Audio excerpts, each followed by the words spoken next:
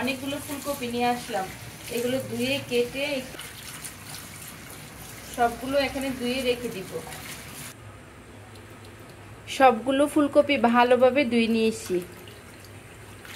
এখন এগুলোকে ভাপ দিব।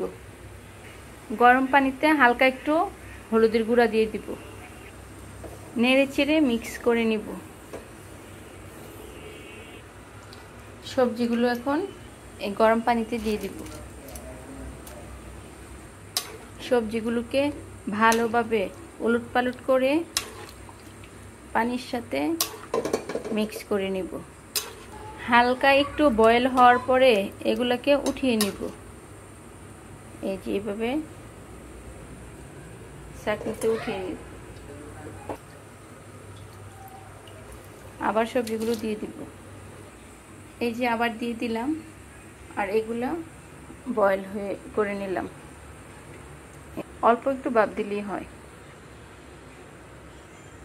কত সুন্দর কালারটা আসছে হলুদ দেওয়ার কারণে।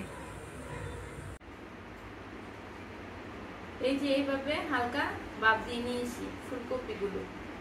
এখন ডিপ ফ্রিজে রেখে দিব।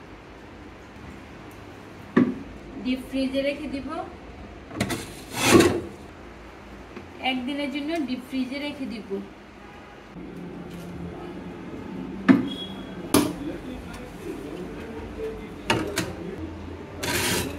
একদিনের জন্য রেখে দিয়েছিলাম, এগুলো বরফ হয়ে গেছে। এখন এগুলোকে বক্সে করে রাখবো। এরকম সবগুলো এরকম ঝরঝরা হয়ে গেছে। এখন এগুলোকে বক্সে করে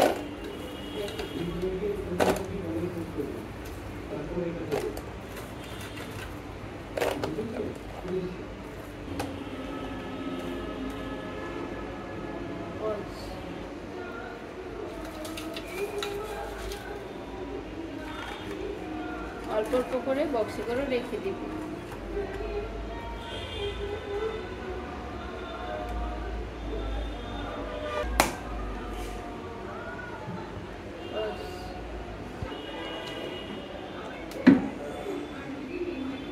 এভাবে বক্সে করে রেখে দিব। চাইলে এক বছরের জন্য এভাবে রেখে দিতে পারবো ফুলকপি। কিছুদিন আগে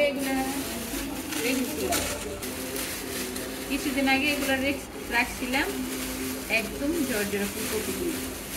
চাইলে এভাবেও পলিথি করেও রাখতে পারবো। চাইলে এভাবে পলিথি করেও ডিপ ফ্রিজে সংগ্রহ করতে পারবেন। চাইলে এভাবেও